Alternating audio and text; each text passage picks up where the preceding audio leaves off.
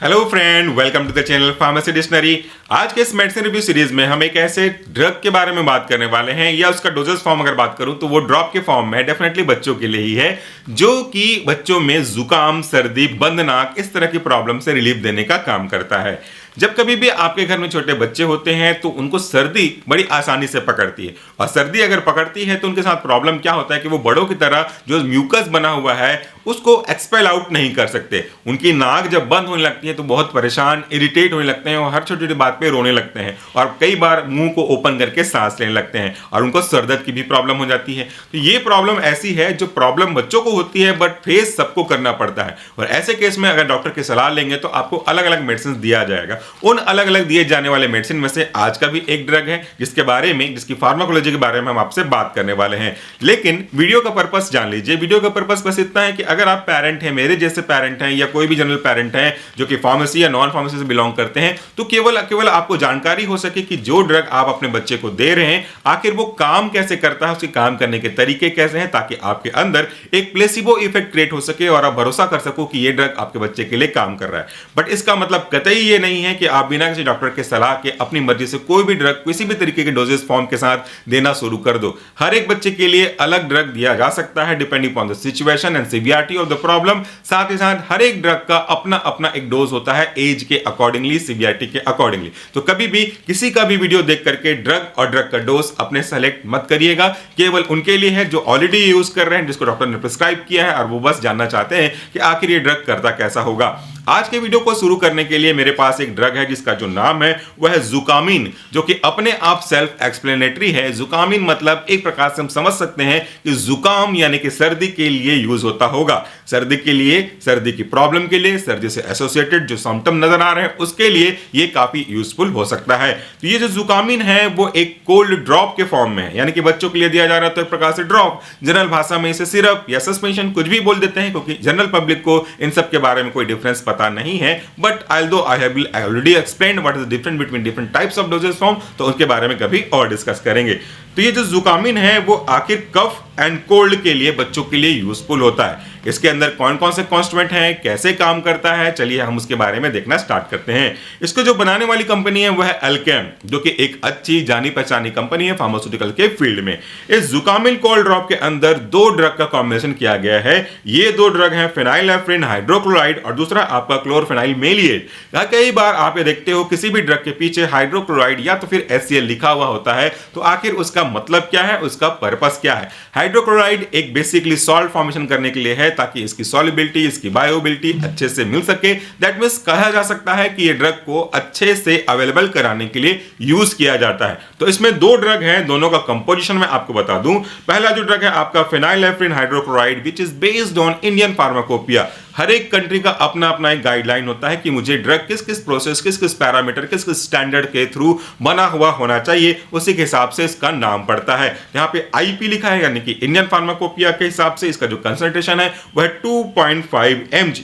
इसके बाद आपका क्लोरफेनाइल एमेलिएट इंडियन फार्माकोपिया की गाइडलाइन के अकॉर्डिंगली इसका जो कंसंट्रेशन है वह है 2 mg। यहाँ पे ये जो 2.5 mg और 2 mg है ये पर ml के रेस्पेक्ट में, यानी कि अगर आप इस ड्रॉप का 1 ml लेते हैं तो हर एक ml के पीछे आपको ये दो ड्रग का कंसंट्रेशन रेस्पेक्टिवली, जैसा मैंने आपको बताया, ये आपको मिलेगा। चलिए अब हम ये बात कर लें कि आखिर इसके जो कॉन्स्टिट्यूएंट हैं वो काम कैसे करते हैं। सबसे पहला कंसंट्रेशन है इसमें फेनाइलएफ्रिन हाइड्रोक्लोराइड, जिसको हम लोग बोल सकते हैं alpha agonist, alpha receptor agonist भी बोल सकते हो। यानी कि ये एक ऐसा ड्रग है जो बंद नाक के पीछे का कारण है उसको सॉल्व करने का काम करता है।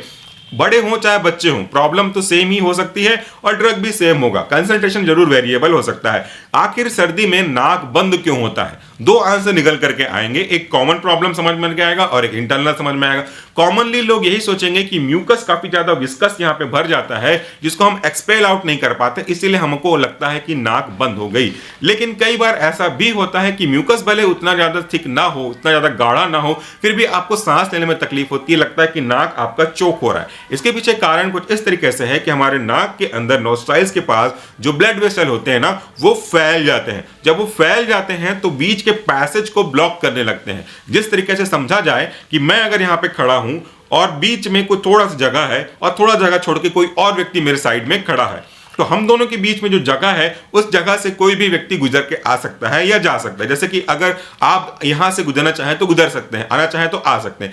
लेकिन यही चीज अगर नॉस्ट्राइल की रेस में रख लीजिए तो दो ब्लड वेसल्स का डायमीटर है, अगल बगल छोर है, बीच में जगह है, वहां से ऑक्सीजन या बाकी जो गैसेस है वो पास कर रही है। अगर मैं आपसे ये कहूं कि मैं इमेजिन करिए कि मैं चौड़ाई में एक्सपांड होना शुरू करता हूं, रेस्पेक्टिवली वो भी जो बगल में खड़ा है वो भी चौड़ाई में एक्सपांड करेगा, तो बीच का जब हम दोनों इस तरीके से एक्सपांड होंगे तो जो जगह बचा था वो तो ब्लॉक हो जाएगा, और जब वो जगह ब्लॉक हो जाएगा तो फिर कोई भी पर्सन का मूवमेंट वहां के थ्रू हो नहीं पाएगा। एग्जैक्टली जब हमारे नोस्ट्राइल्स में जो ब्लड वेसल है वो डायलेट होने लगते हैं तो जो बीच का स्पेस है मूवमेंट ऑफ एयर के लिए वो ब्लॉक होने लगता है। ये जो आपका ड्रग है, आपका फेनाइलएल्पिन हाइड्रोक्लोराइड, इसी को वापस से अपने पहले की जगह जो डायलेट हो गया इसको कॉन्स्ट्रिक्ट करने का काम करता है, ताकि फिर से दो के बीच में जगह बन सके और आसानी से एयर का पासेज हो सके। तो ये था नेजल डिकंजेशन का एग्जांपल, जो कि नेजल नाक में होने वाले कंजेशन यानी कि चोक होना, बंद नाक की प्रॉब्लम को सॉल्व करने का काम करता है। इसके बाद जो दूसरा ड्रग है क्लोरफेनाइलामीन, ये बेसिकली एंटीहिस्टामिनिक ड्रग का एग्जांपल है। हर एक चीज अगर आप जानने की इच्छा रखते हैं सरल सिंपल भाषा में, कोई भी व्यक्ति चाहे एक कॉमन व्यक्ति क्यों ना हो जिसको हिंदी अच्छे समझ में आती है, वो सब कुछ अगर जानना चाहेगा इन सब के बारे में डिटेल से, तो हमारा मेन और पैरेंट चैनल है सॉल्यूशन फार्मेसी, वहां पे आकर के आप सर्च कर सकते हैं एंटीहिस्टामिनिक ड्रग, या तो फिर कोई भी ड्रग फेनाइलेफ्रिन के बारे में आपको पूरी लेक्चर वीडियोस मिल जाएगी। चलिए बात करते हैं आपके सेकंड ड्रग क्लोरफेनाइलमेलिएट के बारे में। तो जैसा मैंने कहा कि is example of antihistaminic drug. Antihistaminic drug यानी कि ऐसे ड्रग जो कि हिस्टामिन के एक्शन को नलीफाई करने का काम करते हैं। तो आखिर हिस्टामिन है क्या, इसकी भी कहानी सुन लीजिएगा। हिस्टामिन एक ऐसा केमिकल सब्सटेंस है जो कि मास्ट सेल से रिलीज होता है, और मास्ट सेल मैंने कि एक प्रकार से बंद जो बॉल होता है प्लास्टिक का छर्रे वाला बॉल, उसी के जैसा है। जब कभी भी कोई एलर्जन, धूल, कोई फूल की परागकण, या किसी को किसी बालों से, जानवरों के बालों से, या किसी फ्रूट से, या किसी स्मेल से एलर्जी होती है, डस्ट तो हर जगह सस्पेंडेड है, तो जब वो एंटर करता है एलर्जन तो वो मास्ट सेल को रप्चर कर देता है। मास्ट सेल के अंदर पाया जाता है हिस्टामिन, तो जब मास्ट सेल टूट जाएगा तो हिस्टामिन अंदर से निकलने लगेगा।